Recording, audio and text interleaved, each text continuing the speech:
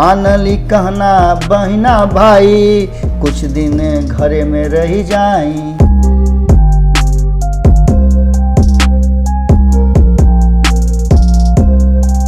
बोला तनी हेरा से अभिनंदन मारू वालों के अपना कार्यक्रम जना के नाम है खूटा ठोक के।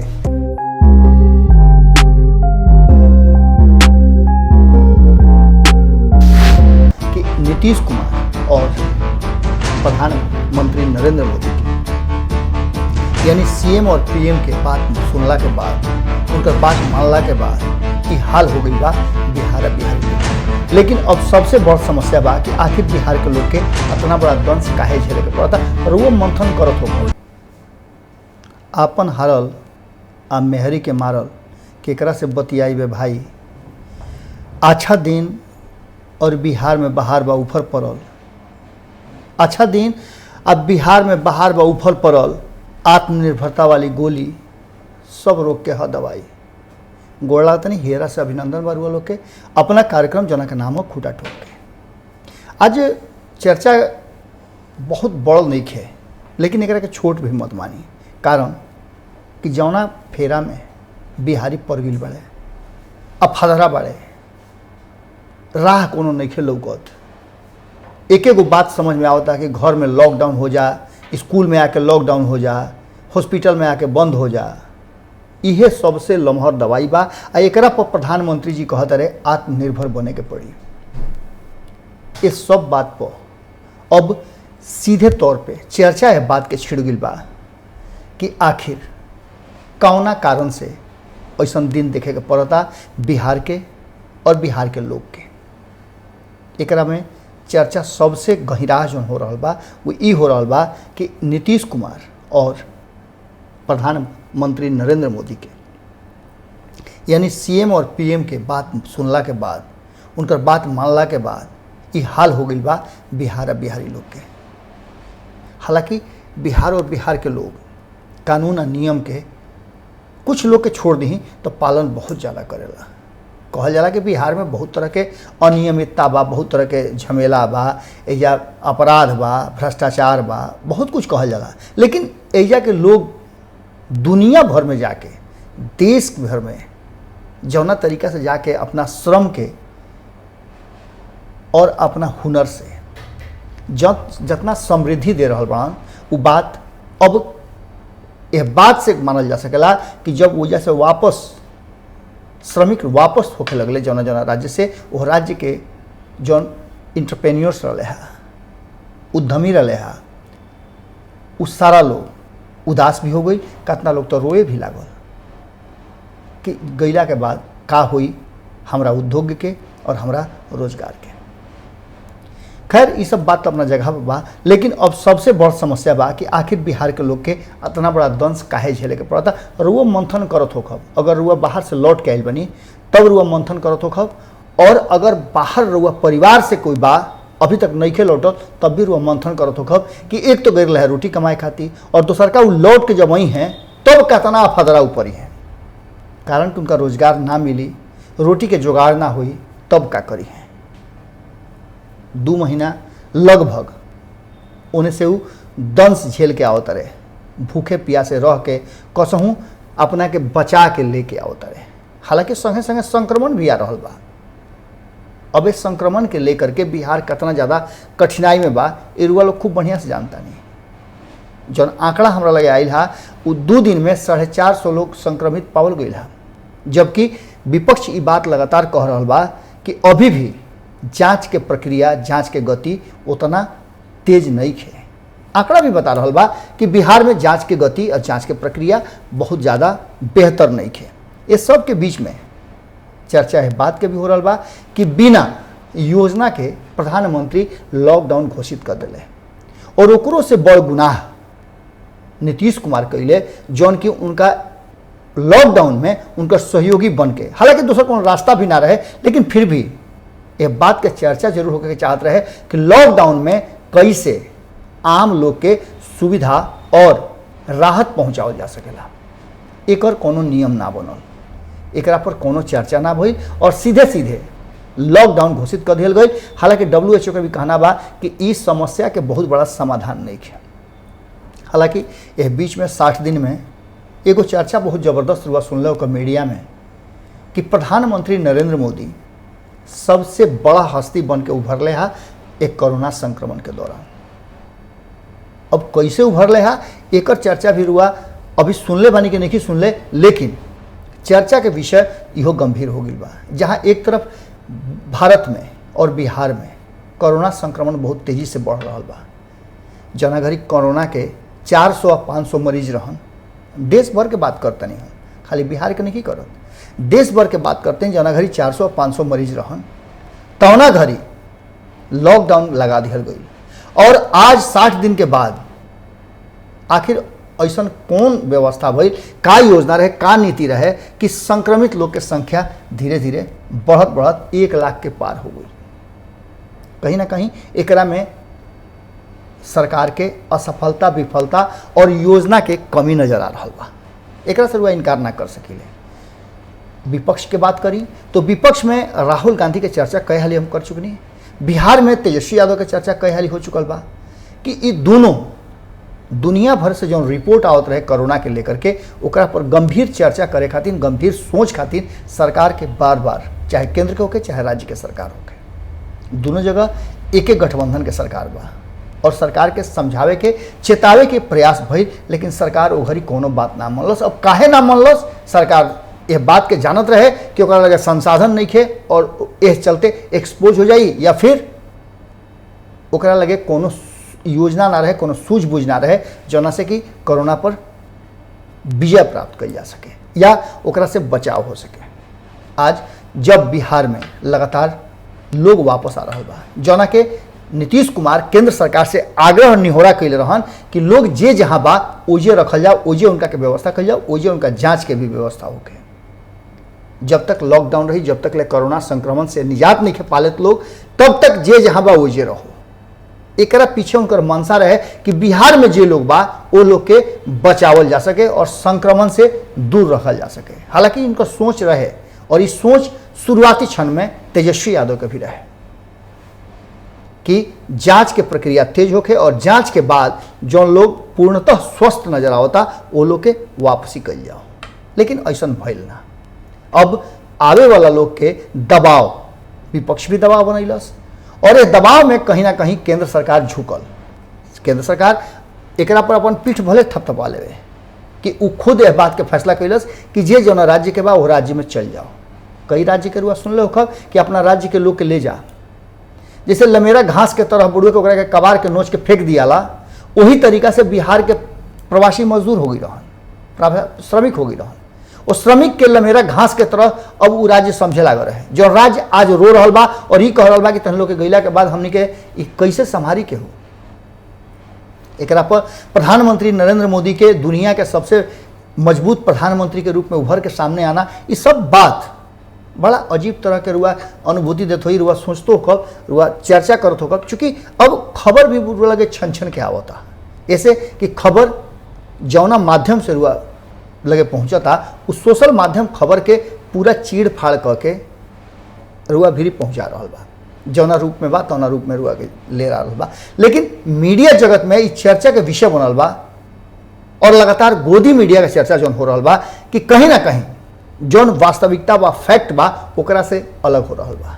दुनिया के अलग अलग देश में रुआ देखले हो कि चाहे केहू कतनो बड़का संवैधानिक पद पर बैठल होके, प्रश्न पूछे के आज़ादी मीडिया के लगे जरूर बा। चौथा स्तंभ यही से कहल जाला कि अगर यह चारों स्तंभ में से कोनो स्तंभ कमजोर पड़ गई तो निश्चित रूप से देश में और देश की जनता में आक्रोश बढ़ी, असमानता बढ़ी, रोष बढ़ी और पिछड़ी।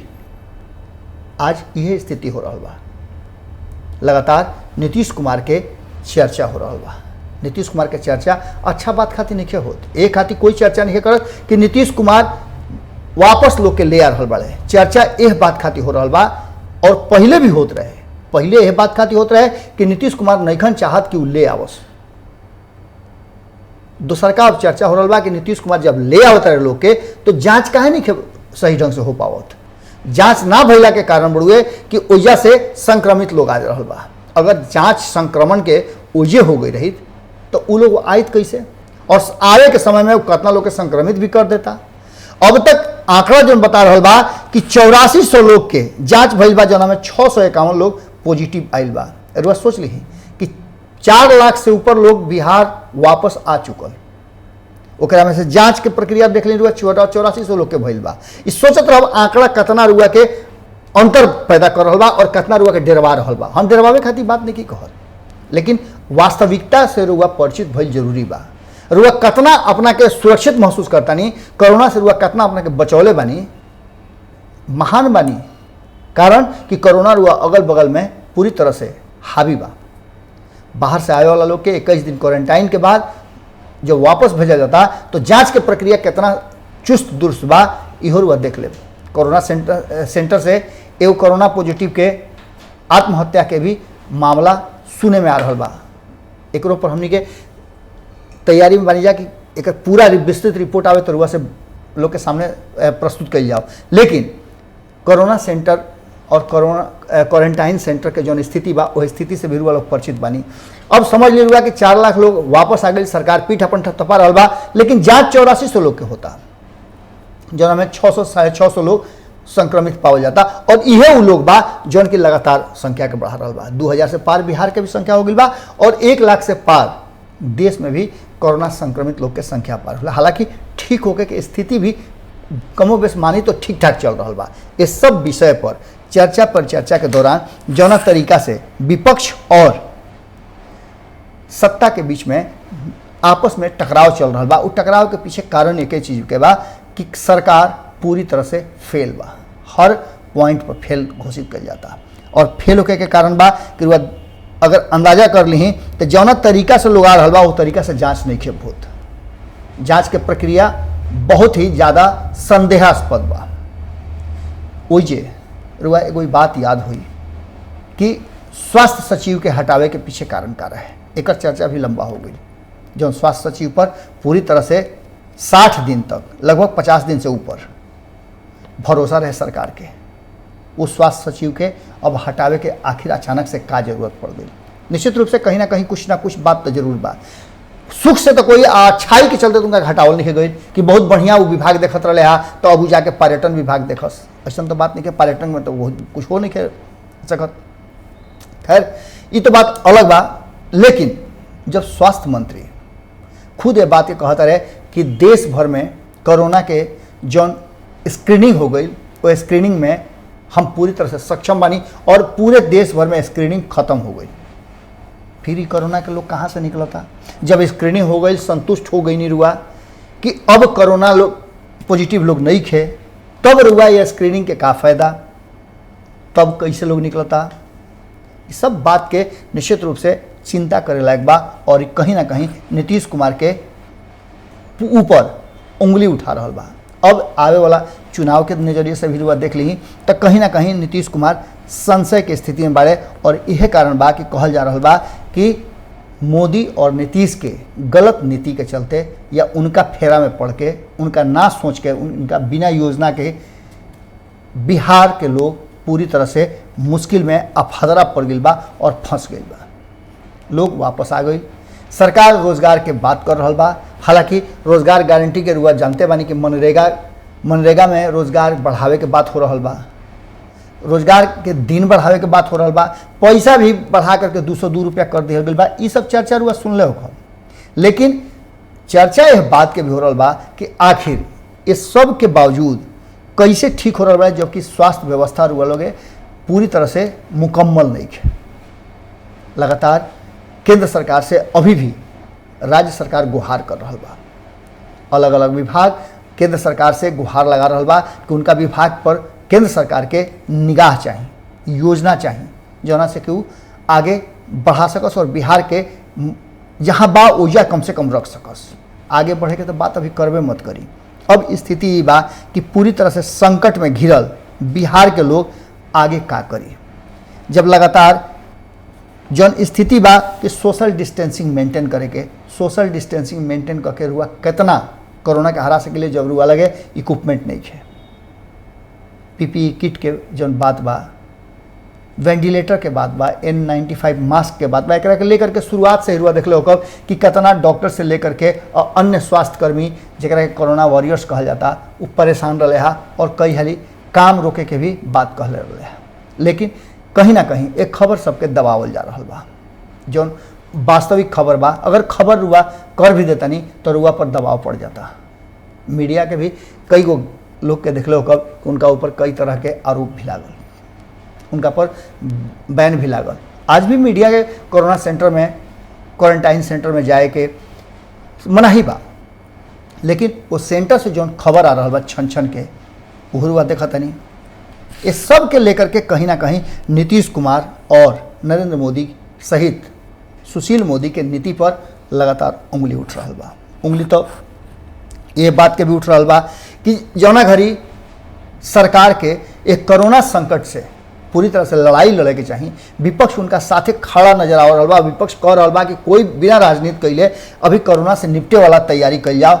वो तैयारी में भी सत्ता पक्षी राजनीति के शुरुआत कर दिल बा। बिहार में चुनावी साल बा, लोग पता ही बा, और कौना तरीका से कोरोना पर चर्चा से ज़्यादा राजनीतिक चर्चा शुरू हो गई बा। बीजेपी अध्यक्ष जेपी नड्डा लगातार भारतीय जनता पार्टी बिहार के जो कद्दावर नेता बड़े उनका संगे परिचर्चा कर रहा बड़े, चुनावी रणनीति बन रहा बा, चुनावी सभा के तैयारी हो रहा बा। ये सब के बीच में कहीं ना कहीं रुआ एक बात के समझ ली कि जौना तरीका से पूरी तरह से ये पूरा एक्सपोज नीतीश कुमार हो गए बिहार के लोग के और बिहारी लोग के मुश्किल में डाल रहा बा। हालांकि यह मुश्किल से समस्या के निदान ना हुई। हम नीतीश कुमार के या रउआ जितना भी कमी निकाल ली, वो कमी निकालना से एक भी बिहारी के कोनो फायदा होखे वाला नहीं है। अब आगे विपक्ष होखे या लोग होखे या फिर सरकार से जुड़ल लोग होखे, मुखर होकर के बिहार और बिहार के लोग खातिर हमनी के चर्चा करे के पड़ी। सब कोई मिल करके बिहार कैसे समृद्धि के रास्ता पर जाओ, बिहार वापस आवे वाला ई करोड़ों लोग के कैसे रोजगार मिलो, कैसे रोटी मिलो, एकरा पर चर्चा होके चाहिए। और ये चर्चा के बिना निश्चित रूप से बिहार पिछड़ रही, जितना पिछड़ रहा अभी और पिछड़ रही। रुआ देख रहे होगा कि देश भर में बिहार के 26वां 27वां अब 25वां 28वां स्थान आना यह बात के तरफ इशारा कर रहा बा कि रुआ कितना पिछड़ल बानी। हर मुद्दा पर बिहार के जब सर्वे होला तो पीछे से फर्स्ट सेकंड थर्ड गिनाला, यानी कि बिहार विकासशील राज्य होते हुए इतना दावा के बाद, सुशासन बाबू के टैग के बाद, अगर बिहार के लोग के इतना ज़्यादा समस्या बा, बिहार के लोग के सारा देश के राज्य भार समझ रहा बड़े, वो लोग के वापस भेजे खातिर जबरदस्ती कर रहा बड़े। ये चलते कि एक दिन भी उनका के बैठा के खियावे के उनका लगे क्षमता नहीं है, तो वह समझ सकता नहीं कि निश्चित रूप से बिहार खातिर और बिहार के मुखिया खातिर चिंता के विषय जरूर बा। अच्छा बा कि रुआ प्रधानमंत्री के पीछे पीछे चली, लेकिन ऐसा मत होके कि पीछे पीछे चले में रुआ बिहार के लंगड़ी और टंगड़ी दोनों तोड़ दी। निश्चित रूप से बिहार आवे वाला लोग के प्रति संवेदना और वो लोग के प्रति सोच जौना से कि वो लोग रोटी पैदा कर सको जरूरी बा। वरना रुआ समझिए सकता नहीं कि रोटी खातिर तो इंसान कुछ भी कर सकेला। पेट के आग जब लहके लागेला, धधके लागेला, तो ये धधकन कहाँ से का कर देला, कितना जगह जला देला, कितना बैरियर तोड़ देला और कितना वर्जना के ध्वस्त कर देला। बिहार में सब संदेह हो रहा बा जो बिहार के जाने वाले और बिहार के प्रति सोच रखे वाला बुद्धिजीवी वर्ग बा, वह वर्ग के अब डर होके लागल बा कि बिहार आवे वाला ई जौन श्रमिक वर्ग बा, अगर उनका हाथ के काम ना मिली, उनकर पसीना ना निकली सही जगह पर, श्रम पर, तो कहीं ना कहीं शर्मनाक काम करे लगी हैं।